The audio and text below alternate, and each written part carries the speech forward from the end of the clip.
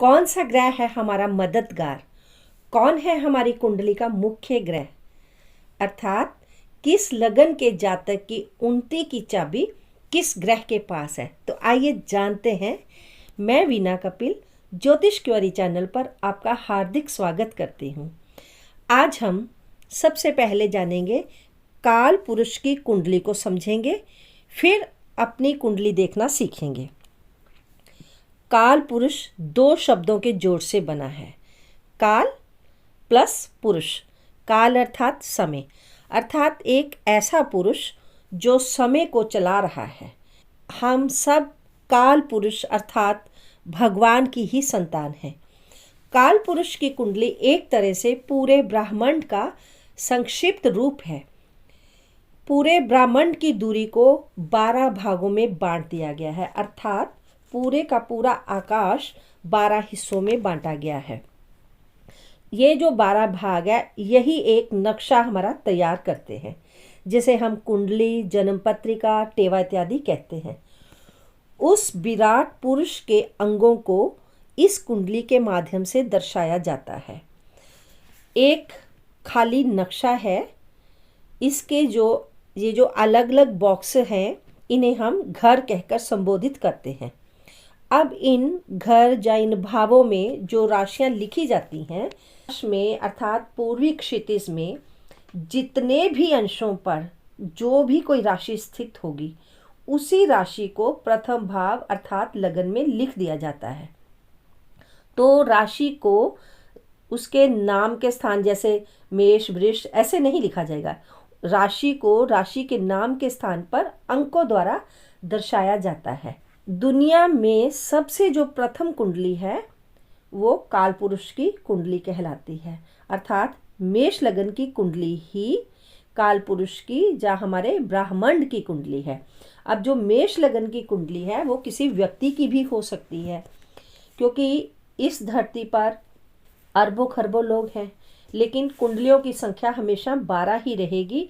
इसका कारण ये है कि पूरे का पूरा ब्रह्मांड, जिस ब्रह्मांड में हमारी धरती भी शामिल है, तो इस धरती पर जितने भी लोग हैं वो इन्हीं 12 भागों में विभक्त रहेंगे।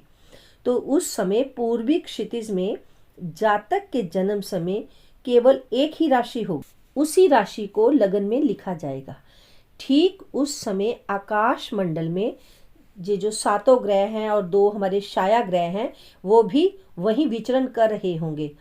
जिस राशि में, जिस अंश पर, जिस कला या विकला पर ये ग्रह संचरण कर रहे होते हैं, उनको उसी जगह पर लिख दिया जाता है। जैसे कुंडली के जिस भी भाव में वह राशि होगी, उसी राशि में उस ग्रह को लिखा जाएगा। अब हम ये भी जानते हैं कि कुंडली के 12 भाव तो स्थिर हैं। जैसे प्रथम भाव है तो उसे प्रथम ही कहेंगे, वो हर प्राणी का भाव प्रथम ही होगा। लेकिन उसमें जो राशियों के अंक होंगे, अर्थात जो 1, 2, 3, 4 ऐसे लिखे गए हैं, वो अंक है, वो उस भाव में उस राशि को दर्शा रहे होंगे। अर्थात उस भाव में, उस स्थान में जो भी वो अंक है, हम उस स्थान के लिए कहेंगे कि फला ग्रह इस भाव में, जैसे पहले भाव में, चौथे भाव में, 10वें भाव में, मतलब जिस भी भाव में वो ग्रह, वो अंक, राशि अंक आ रहा है, तो हम कहेंगे कि फला ग्रह इस भाव में, इस राशि अंक में, फला राशि में फला फला ग्रह है। काल पुरुष की पत्रिका है, अर्थात यही काल पुरुष की कुंडली है। इसके 12 भाव हैं जो कि स्थिर है। कुंडली के चारों जो चौकोन नजर आ रहे हैं, इन्हें हम केंद्र कहते हैं। ये जो प्रथम चौकोन है, इसे ही हम लगन कहेंगे। हर जातक की कुंडली में यही भाव हमेशा प्रथम भाव रहेगा। यदि पूर्वी क्षितिज में उस समय मेष राशि हुई, तो आपकी जन्म पत्रिका के प्रथम भाव में 1 का अंक लिखा जाए। प्रथम भाव में मेष राशि और उसके दूसरे भाव में वृष राशि अर्थात 2 का अंक लिखेंगे। तीसरे भाव में मिथुन राशि अर्थात 3 अंक लिखेंगे।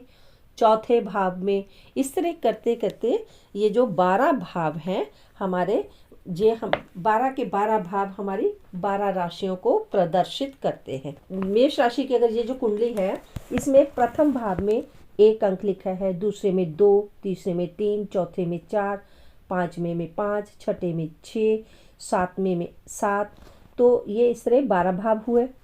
अब इस स्थान पर उस समय पूर्वी क्षितिज में वृष लगन चल रहा है, तो वृष लगन है तो प्रथम भाव, ये जो प्रथम चौकोन है इसमें प्रथम राशि है जो 2 का अंक लिखा गया है, ये भाव प्रथम ही है लेकिन अंक 2 वृष राशि को दिखाता है।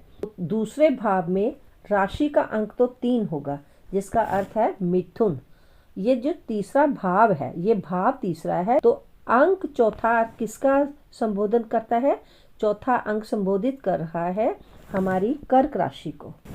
अब जैसे ये उस समय तीसरी राशि अर्थात मिथुन लगन उदय हो रहा है, तो क्या करेंगे? पहले भाव में मिथुन होने से 3 अंक लिखेंगे, दूसरे भाव में 4 का अंक आएगा अर्थात कर्क राशि दर्शाएगा, तीसरे भाव में 5 अंक सिंह राशि, चौथे भाव में 6 का अंक अर्थात कन्या राशि, पंचम भाव में 7 अंक अर्थात तुला राशि, छठे भाव में 8 का अंक अर्थात वृश्चिक राशि, सप्तम भाव में नवम राशि आएगी, अष्टम भाव में, ये भाव अष्टम है, इसमें जो 10 का अंक लिखा है ये क्या है? ये हमारी मकर राशि को संबोधित कर रहा है। ये नवम भाव है, नवम भाव में राशि अंक 11 लिखा हुआ है, 11 का अर्थ है कुंभ। दशम भाव में 12 का अंक लिखा गया है, 12 का अंक का अर्थ है मीन। अब मीन राशि तक हमारी राशियां हो गई। अब जो अगला भाव 11वां भाव है जिसे लाभ भाव बोलते हैं, इसमें फिर से शुरू हो जाएगी पहले से, 12 से बाद सीधे ही प्रथम। इसमें एक राशि आएगी तो राशि का अर्थ हुआ, एक का अर्थ हुआ मेष आ गई। अब ये जो 12वां भाव है ये भाव 12वां है लेकिन इसमें अंक 2 लिखा गया है। ये जो 2 का अंक है इसका अर्थ है कि वृष राशि। तो इस तरह फिर से 3, 4, 5 हो गया। अब अगर उस समय पूर्वी क्षितिज में कर्क लगन उदय हो रहा है तो आपके प्रथम भाव में 4 का अंक लिखा जाएगा जिसका अर्थ होगा कर्क राशि। द्वितीय भाव में 5 का अंक लिखा जाएगा जिसका अर्थ होगा सिंह राशि। उम्मीद करती हूँ इस तरह सभी राशियाँ आप जान पाएंगे। तो जैसे ये शॉर्ट में बता रही हूँ कि अगर पूर्वी क्षितिज में सिंह राशि उदित हो रही है तो प्रथम भाव में आप 5 लिखेंगे, उसके बाद 6, 7, 8, 9 इस तरह। और अगर पूर्वी क्षितिज में कन्या राशि उदित हो रही है तो सबसे पहले प्रथम भाव में, ये भाव बार बार बता रही हूँ कि ये भाव प्रथम है, ये द्वितीय है, ये तृतीय है, ये चौथा है, पंचम, छठा, 7वां, 8वां, नवम, दशम, 11वां और 12वां, ये 12 भाव हुए आपके।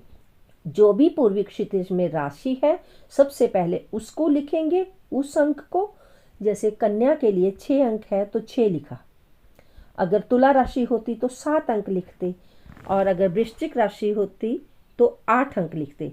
तो वृश्चिक लगन में मान लो हमने 8 अंक लिखा है तो द्वितीय भाव में 8 के बाद 9 अंक होता है, तो 9 अंक हमें धनु राशि को दर्शाता है।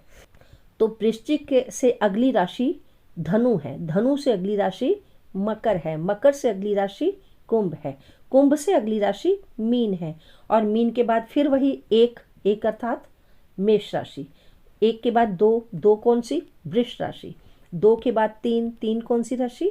मिथुन राशि। तो इस तरह हमने वृश्चिक लगन के बारे में जाना।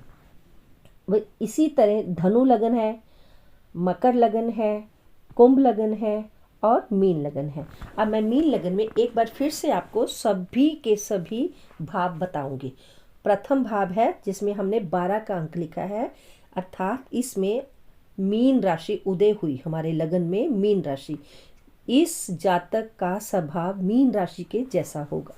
अब दूसरे भाव में मेष राशि है, हमने 1 का अंक लिखा है, मेष राशि। जब मेष राशि है तो इस राशि में हमें जो धन की प्राप्ति होगी वो मंगल के स्वभाव के अनुसार होगी। ये तीसरे भाव में दूसरी राशि वृष है। चौथे भाव में तीसरी राशि लिखी गई है जिसका नाम है मिथुन। हमारा ये जो पंचम भाव है इसमें 4 का अंक है जो कि कर्क राशि को बता रहा है। अब ये छठा भाव है जहाँ पर अंक 5 लिखा है, लेकिन भाव ये छठा है। हर बार हमने बताया है कि यहीं से शुरू होगा 1 2 3 4 5 6, तो ये छठा भाव है। तो छठा भाव है तो इसमें अंक हमारे लगन के हिसाब से चल रहा है। तो लगन में 12 था, तो फिर यहाँ 1 हुआ, तीसरे में 2 हुआ, चौथे में 3 हुआ, पंचम में 4 अंक आया, छठे में अब 5 अंक आया है। तो 5 अंक सिंह राशि के लिए। छठा अंक जो कि भाव हमारा सप्तम है, लेकिन उसमें अंक छठा है।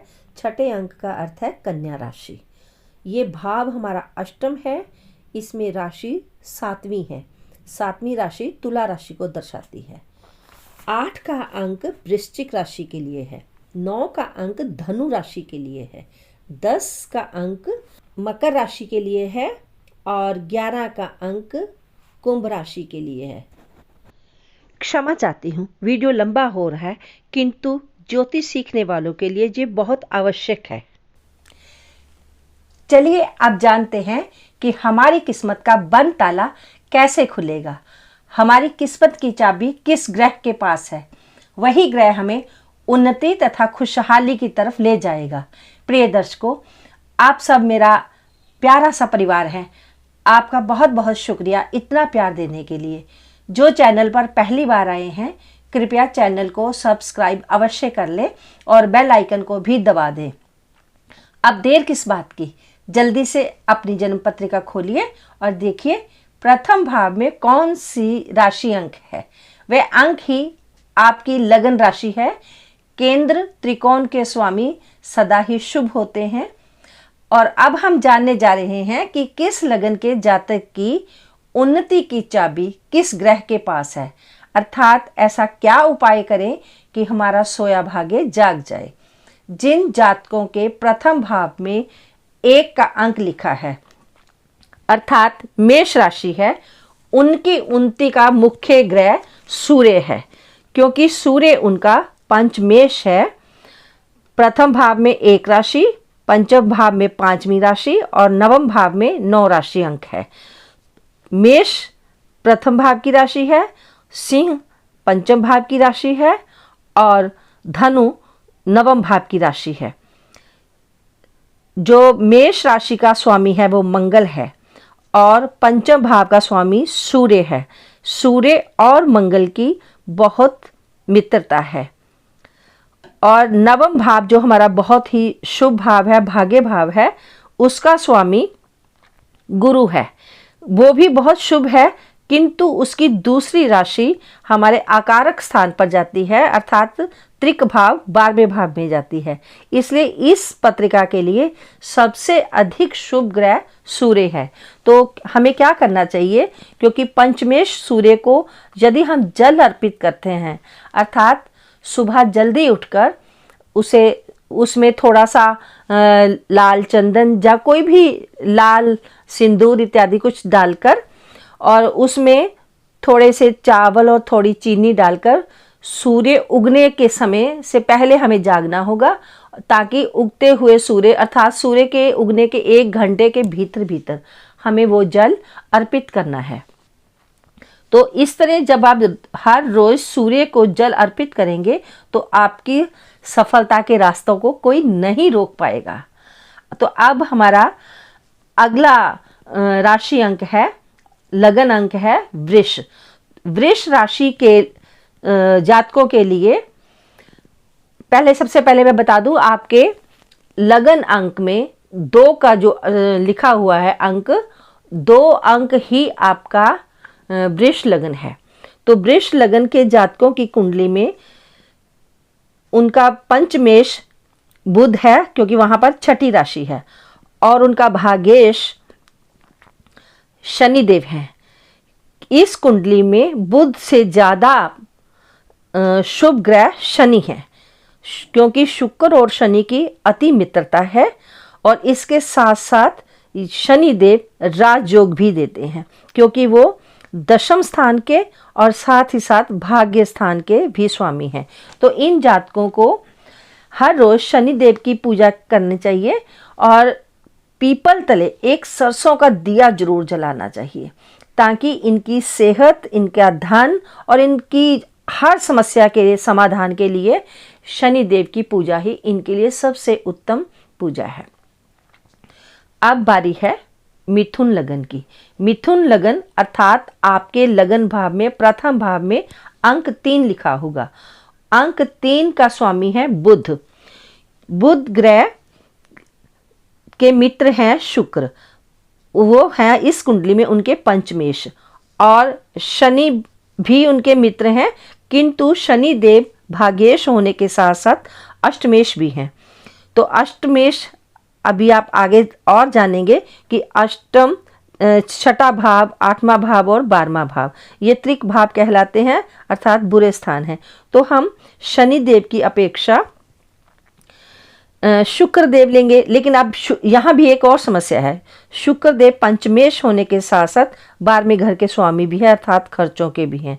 तो इस कुंडली के लिए केवल बुध ही बचते हैं जो सबसे अधिक शुभ हैं। छठा अंक अर्थात इनके जन्म पत्रिका के चौथे भाव में है। चौथा भाव हमारी भौतिक सुख सुविधाएं, जैसे घर, गाड़ी, बंगला और माता का सुख और जमीन जायदाद, यहाँ तक कि जनता में हमारी जो छवि है, जनता के साथ जो हमारा मेल जोल है, वो भी चौथे भाव से देखा जाता है। तो इन दोनों भावों का स्वामी बुध है, इसलिए मिथुन लगन की कुंडली में लग्नेश और सुखेश बुध होने के कारण हमें बुध देवता के जो उनके देव हैं अर्थात गणेश जी की उपासना करनी चाहिए। गणेश की उपासना इन्हें बुद्धि भी देगी और आर्थिक मजबूती भी देगी। कर्क लगन के जातकों को, कर्क लगन का स्वामी है चंद्र, और चंद्र की मित्रता है मंगल के साथ भी है और गुरु के साथ भी है। हालांकि गुरु के साथ थोड़ी कम है, सम में आ जाते हैं, लेकिन मंगल के साथ इनकी मित्रता भी है। और यही नहीं, इनकी पत्रिका में मंगल देव को 2 बहुत ही उत्तम भाव प्राप्त हुए हैं, एक पंचम और एक दशम। तो ये दोनों ही बहुत शुभ भाव हैं और राजयोग पैदा करते हैं। इनको चाहिए कि ये अपने पंचमेश और दशमेश मंगल की आराधना करें। इसके लिए इन्हें हनुमान जी की शरण लेनी होगी। तो हनुमान पूजा इनकी सेहत के लिए और यहाँ तक इनकी दुर्घटनाओं से जो बचाव है और बहुत ही कम प्रयास से ये ऊंचाई की तरफ जा सकते हैं, सफलता प्राप्त कर सकते हैं। तो इनके लिए सबसे शुभ ग्रह हैं मंगल देव। अब हमारा अगला लगन है सिंह लगन। सिंह लगन में गुरु और मंगल दोनों ही शुभ हैं। सिंह लगन में सबसे अधिक शुभ है मंगल देव, क्योंकि मंगल देव ना केवल इनके भाग्येश हैं बल्कि भौतिक सुखों के स्वामी अर्थात इनके चौथे भाव के स्वामी भी हैं। तो यदि ये मंगल की उपासना करते हैं तो इन्हें घर, गाड़ी, बंगला, ऐशो आराम की सब चीज़ें वो मंगल देव देंगे। तो इन्हें क्या करना चाहिए? इन्हें मंगल की कृपा प्राप्त करने के लिए एक तो हनुमान जी की उपासना करनी चाहिए, और इनके लिए और भी अच्छा है कि यदि ये सूर्य पूजा करें, क्योंकि सूर्य पूजा करने से इनके जीवन में जो संघर्ष आ रहे हैं, जो उतार चढ़ाव, और उनमें कमी आ जाएगी, ये प्रभावशाली बनेंगे। इसके लिए इन्हें थोड़ा सुबह जल्दी उठना पड़ेगा। हमारा अगला लगन है कन्या। कन्या लगन के लिए सबसे शुभ ग्रह है शुक्र, क्योंकि ये शुक्र ग्रह नवमेश भी हैं और इनके दूसरे स्थान अर्थात कुटुंब के स्वामी भी हैं, इनकी वाणी के स्वामी भी हैं। इनके चेहरे में जो सुंदरता है वो शुक्रदेव की वजह से है। इनके पत्रिका में यूं तो पंचमेश शनि देव बनते हैं, किंतु शनि देव की दूसरी राशि छठे स्थान में रोग, ऋण, शत्रुता इत्यादि के भाव में आने से कारण इनके लिए अधिक शुभ शुक्रदेव हैं। तो इन्हें चाहिए कि एक तो ये सबसे पहला तो इनके लिए है कि ये शिवलिंग की पूजा करें। हालांकि शुक्रदेव के लिए लक्ष्मी माता की पूजा की जाती है। अगर ये शिव परिवार पर गुलाब का शुद्ध इत्र चढ़ाएं, शिव परिवार में शिव हैं, पार्वती जी हैं, गणेश जी हैं, कार्तिकेय हैं, सूर्य हैं, नंदी है, इत्र चढ़ाने से इनके भाग्य में भी उसी तरह खुशबू, एक तरह की इनका अपना भाग्य भी इतना सुगंधित होगा कि दूसरों को आकर्षित करेगा। तो इनके जो रिश्तों की मजबूतियां हैं वो भी शुक्रदेव के प्रसन्न होने से होंगी। तो शुक्रदेव को प्रसन्न करने के लिए ही इनको शिवलिंग जो इत्र है वो चढ़ाना चाहिए। इससे इनका जो व्यक्तित्व है वो भी मजबूत होगा। अब तुला लगन के जातकों को क्या करना चाहिए? तुला लगन के जातकों के लिए सबसे शुभ ग्रह है शनिदेव, क्योंकि शनिदेव सबसे अधिक शुभ इसलिए हुए, शनिदेव और शुक्रदेव इन दोनों की आपस में बहुत मित्रता है। इसीलिए शुक्रदेव ने अपनी जन्म पत्रिका में इनको, शनिदेव जी को, चौथे स्थान का और पंचम स्थान का स्वामी बनाया। तो हमारी जो बुद्धि है, हमारी जो सुख सुविधाएं हैं, ये सब इनको शनिदेव की कृपा से प्राप्त होंगी। इनके जीवन में शनि की जो दशा है बहुत अच्छी जाती है। तो इन्हें शनिवार को पके हुए अन्न का जरूर दान करना चाहिए, और करना भी गरीबों में चाहिए, मजदूरों में। लेकिन इनको दान ऐसे देना चाहिए कि जहाँ भोजन की अत्यधिक आवश्यकता हो। जैसे किसी जगह पर बिल्डिंग में कोई बना रहा है, मकान बना रहा है, वहाँ पर कुछ मजदूर हैं, कई बार वो खाना नहीं भी लाते हैं गरीबी की वजह से या किसी भी और कारण से, तो ऐसे लोगों को अगर वो अन्न देते हैं तो इनके लिए बहुत अच्छा है। इन्हें अपूर्व सफलता प्राप्त होगी। और विशिष्ट स्थान की प्राप्ति के लिए इन्हें पंचमेश अर्थात अपने शनिदेव की ही कृपा प्राप्त करनी पड़ेगी। वृश्चिक लगन में सबसे शुभ ग्रह है गुरुदेव। इन राशि स्वामी हैं वो है मंगल देव की मित्रता गुरु से भी है और चंद्र से भी है। गुरु जो है वो पंचमेश भी हैं और साथ ही साथ इनके धन स्थान के स्वामी भी हैं। जो लिक्विड मनी होती है, जो हमारे पास बैंक बैलेंस इत्यादि है, वो दूसरे भाव से देखा जाता है। तो पंचमेश गुरु के लिए इन्हें एक तो पीला पुखराज तर्जनी में वीरवार के दिन ये पहने। अब ये जरूरी नहीं है कि आपको पुखराज ही पहनना है, आप पीली चीज़ों का इस्तेमाल कर सकते हैं। पीली दाल है, चने की दाल जो पीली दाल होती है, और आप हल्दी है वो जैसे थोड़े से पानी में डालकर उससे नहा भी सकते हैं, उसे पी भी सकते हैं। ये यदि आप गुरु की आराधना में जाते हैं, गुरु की शरण में जाते हैं, तो आपको धन, संतान और ज्ञान प्राप्ति में बहुत सहायक होंगे। धनु लगन के जातकों के लिए मंगल ग्रह सबसे शुभ है। मंगल ग्रह इसलिए शुभ है क्योंकि एक तो ये पंचमेश है इनकी कुंडली में, हालांकि ये पंचमेश है और साथ ही 12वें घर का स्वामी भी है, और इनके जो नवमेश है वो सूर्यदेव हैं। तो इनके लिए सूर्यदेव भी बहुत अधिक महत्वपूर्ण ग्रह है। तो इन्हें भी सुबह उठकर सूर्य को जल अवश्य ही देना चाहिए, और 15-20-25 मिनट के लिए अपने ऊपर सूर्य की किरणें भी लेनी चाहिए। इनको अपने पंचमेश मंगल के लिए हनुमान जी की शरण में जाना होगा, ताकि इनके जीवन में जो संघर्ष हैं, मुकदमे इत्यादि हैं, विवाद हो जाता है, उन सब से ये छुटकारा पा सकते हैं। और इसके अतिरिक्त शनि के दुष्प्रभाव से भी ये मंगल देव की शरण में जाने से बच पाएंगे। अब है हमारा अगला लगन मकर लगन। मकर लगन में पंचमेश शुक्रदेव हैं और दशम भाव जो कि बहुत ही शुभ भाव है रोजगार के लिए, चाहे नौकरी है चाहे व्यापार है, हमने जो कर्म करना है उसके स्वामी भी इनके शुक्र हैं। तो एक तो शुक्र और शनि की आपस में मित्रता है, दूसरा बहुत ही शुभ भाव है इनके पास। जन्म पत्रिका में शुक्रदेव अच्छे हैं तो इनकी सेहत अच्छी रहेगी, संतान की समस्या नहीं होगी और विद्या प्राप्ति में सहायता मिलेगी। इनकी बुद्धि बहुत प्रखर हो जाएगी, इनको इनके जो कैरियर है उसमें भी सहायता मिलेगी, धन प्राप्ति के लिए भी इनको बहुत सारी सहायता मिलेगी। तो इन्हें क्या करना चाहिए, इन्हें एक तो हीरा पहन सकते हैं या जरकन पहन सकते हैं।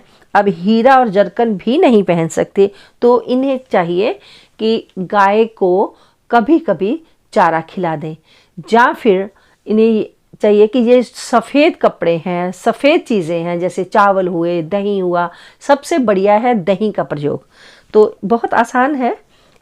अगर ये हीरा जरकन नहीं पहन सकते तो इन्हें चाहिए एक तो भगवान शिव की पूजा करें, वहाँ पर वही इत्र चढ़ाएं, इससे पहले भी हमने बताया था। जो हमारा लगन है वो है कुंभ, तो अब कुंभ राशि वाले तैयार हो जाएं। कुंभ लगन में जातक को सबसे शुभ ग्रह फिर वही शुक्रदेव ही होंगे, क्योंकि इनकी पत्रिका में शुक्रदेव ना केवल इनके नवमेश अर्थात भाग्य के विधाता हैं, बल्कि भौतिक सुख सुविधाएं, घर गाड़ी बंगला सब जो है वो इन्हें शुक्रदेव ही देंगे। क्यों? क्योंकि वो इनके चौथे भाव के स्वामी हैं और इनकी माता का सुख भी इन्हें पूर्ण मिलेगा, इनकी माता की सेहत भी सही रहेगी। मेष इनका बुध है और भागेश इनका शुक्र है, तो इन्हें चाहिए कि ये भी शिव पूजा ही करें, क्योंकि जब हम शिव परिवार की पूजा करते हैं तो वहाँ माता पार्वती, क्योंकि बुध के लिए आप भवानी का कोई रूप, जैसे दुर्गा का रूप सबसे अधिक है इनके लिए शुभ। इसके अलावा ये शिव पूजा के अलावा सफ़ेद कपड़े पहन सकते हैं और शुक्र के बाकी जो उपाय हैं, जैसे शुक्र के उपाय में सबसे अच्छा उपाय है कि आप हमेशा अपने वस्त्र साफ सुथरे पहने, कभी भी कटे फटे वस्त्र ना पहने, इस्त्री किए हुए वस्त्र पहने, और हो सके तो खुशबू कोई भी इत्र कोई भी सेंट लगा के रहें। मीन लगन के जातकों के लिए चंद्र सबसे अधिक महत्वपूर्ण ग्रह है, बहुत शुभ ग्रह है। हालांकि इनकी कुंडली में इनके भागेश मंगल देव हैं, क्योंकि नवम स्थान में इनके 8वीं राशि आती है और 8वीं राशि के स्वामी मंगल बनते हैं। मंगल देव 8वीं और दूसरी राशि दोनों के स्वामी हैं। दूसरे घर के जो दूसरा भाव है वहां पर इनकी प्रथम राशि मेष राशि आती है, तो मेष राशि का स्वामी भी मंगल है। इनकी कुंडली में चंद्रदेव इसलिए सबसे शुभ हैं क्योंकि चंद्रदेव की केवल एक ही राशि है और वो राशि इनके पंचम भाव में आ रही है। तो जिस ग्रह की एक ही राशि है अर्थात इन्हें दुगना बल मिलेगा वहां पर। तो पंचमेश चंद्र के लिए इन्हें चांदी में मोती सोमवार के दिन छोटी अंगुली में पहनना चाहिए, सोने में नहीं पहनना चाहिए। कुछ लोग सोने में पहना देते हैं, वो सही। जो चांदी में मोती पहनेंगे ये इनकी संपत्ति, कैरियर, ज्ञान और सफलता के लिए मददगार होगा। में आपसे विनम्र निवेदन है, कृपया अपने मित्रों से इस वीडियो को शेयर अवश्य करिए। जो पहली बार इस चैनल पर आए हैं वे सब्सक्राइब किए बिना ना जाएं। धन्यवाद।